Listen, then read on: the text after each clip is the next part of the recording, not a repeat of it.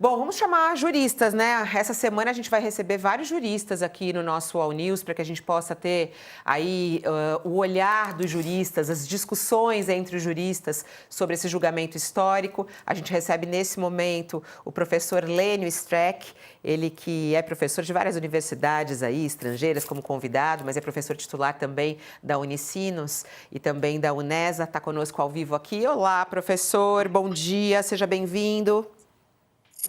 Bom dia, obrigado pelo convite. Vamos. Estamos aí na véspera do grande julgamento. Isso, eu queria saber, o senhor considera também um julgamento histórico? O que esse julgamento representa para a justiça brasileira, que eu queria saber, inclusive, na sua análise, né? Que lição que esse julgamento traz de democracia, não apenas para o Brasil, mas também para o mundo? Veja, nós já sofremos, desde 1889, 14 tentativas de golpe de Estado. E golpes, somando tentativas e golpes dá 14. A grande questão é se aprendemos algo para poder evitar o 15º.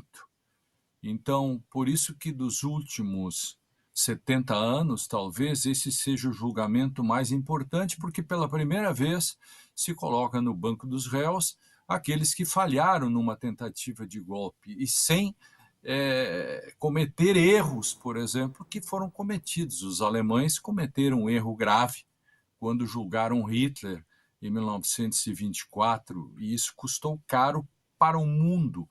Então, esse é o julgamento que pode fazer com que se possa dizer no Brasil,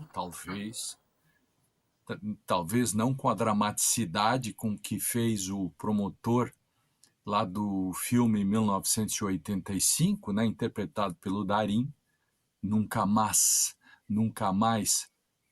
Essa é a grande questão de como nós vamos lidar com isso, por isso que é o grande julgamento dos últimos 70 anos.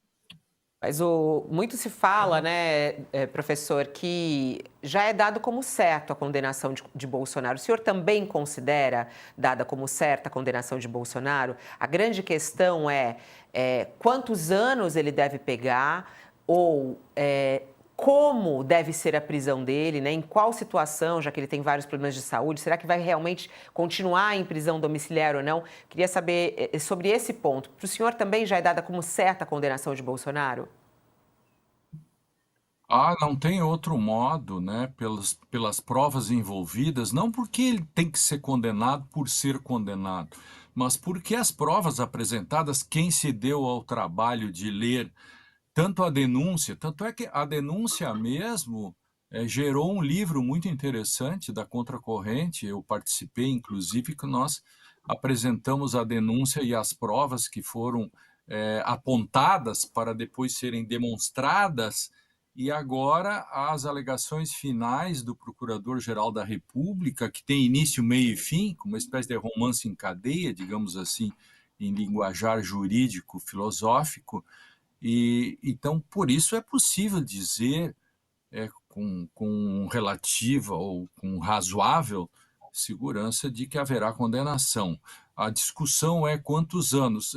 Os meus cálculos, né, se interessa aqui a minha opinião sobre o número de anos, né, que talvez eu penso que ficará entre 26, 24 e 26, 27 anos, né, de prisão para ele. A discussão aí é saber se haverá unanimidade ou se haverá um voto, por exemplo, como o do Fux.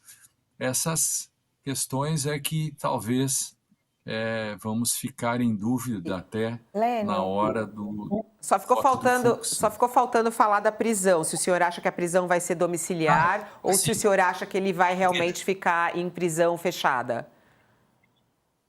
pau que bate em Chico, bate em Francisco. Eu sou insuspeito para falar sobre isso, porque quando o Lula estava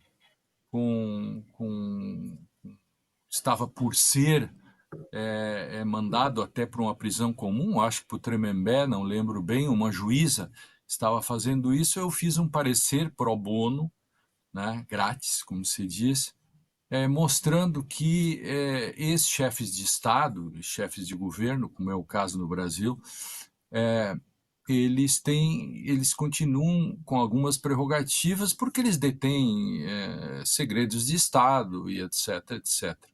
Isso não significa que eles possam ficar em casa, isso significa que eles têm que ir para uma prisão, no caso aí em Brasília, a Papuda, com uma sala em que ali ele tem à disposição, né, a sua prerrogativa de ex-chefe de Estado, como Lula, de algum modo, teve que teria, né, nas circunstâncias ali. Então, eu tenho um parecer sobre isso. Agora, o Supremo, de algum modo, criou um problema para si mesmo ou para o sistema, na medida em que ele deu para o Collor uma prisão domiciliar. Claro que são coisas diferentes, né? Esta domiciliar do Bolsonaro é uma construção jurisprudencial, ou uma construção que evita a prisão preventiva. O Alexandre de Moraes, a Folha de São Paulo fez o debate sobre isso. Eu fui um dos que defendi que a decisão estava bem posta, embora tenha sido uma construção, né? Então, o Supremo arrumou um problema para ele, que é o precedente do caso Collor. Talvez aí tem que se fazer uma distinção, na medida que o caso Collor era condenação definitiva, e nesse momento a domiciliar ainda é uma prisão cautelar. Agora, professor, Diz. supondo que a prisão domiciliar logo se converta, como se prevê, em prisão definitiva, né, uma vez que vai transitar em julgado a sentença do Supremo, brevemente, o senhor acha que o caso Lula abre um precedente de tal modo que o Bolsonaro deveria ser enviado para uma sala da Polícia Federal? Discute-se a hipótese de prendê-lo, de trancá-lo numa unidade militar, ou, à luz do precedente Collor, se ele trouxer aí um amontoado de atestados médicos, mencionando males que eventualmente não podem ser tratados numa prisão convencional, mas poderiam ser muito bem acompanhados do ponto de vista médico numa sala da Polícia Federal ou numa unidade militar. Primeiro, o senhor acha que há o precedente Lula, e que, portanto, o Bolsonaro deveria ser encaminhado para uma sala que a Polícia Federal já até preparou aqui em Brasília? Acha admissível que ele vá para uma unidade militar? Ou os atestados médicos justificariam a prisão domiciliar, a exemplo do que foi concedido ao Collor? Ô, Josias, boa essas.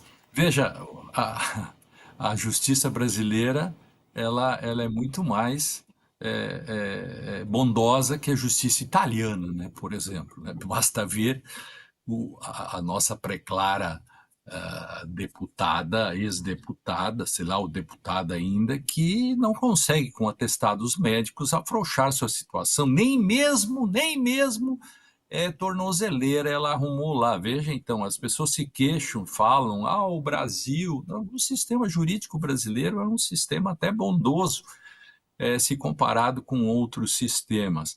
Caso Lula, é possível que se transforme assim numa espécie de quase precedente, né? O caso Collor é possível que se transforme num quase ou num precedente. É uma questão que vai ter que ser vista. Tem toda essa questão dos atestados médicos que inexoravelmente vão aparecer. Eu não creio em unidade militar, Josias. Essa é uma questão que eu descartaria. Eu teria duas hipóteses aí. A hipótese, digamos, mais racional, mais comum, é a de uma prisão como qualquer outra, como a Papuda, por exemplo, que está lá em Brasília, e dentro da Papuda um estabelecimento, digamos, que lhe dê a prerrogativa de ficar solo numa cela, né? Porque, como eu disse, já escrevi sobre isso, está no Conjuro, um parecer meu. Estou fazendo isso da minha parte até para ser coerente, né, Juiz Dias? Porque se disse que Lula teria, ou Temer também, escrevi sobre isso à época, também tem que se fazer, no caso, Bolsonaro, né? Então, mas eu penso que essa hipótese da militar eu descartaria, a da residência eu descartaria. Seria muito difícil a da residência ser assim Aham. como a do Collor, que eu creio que, inclusive, terá que ser revista. Vamos rever o caso Collor agora. Esse é um ponto.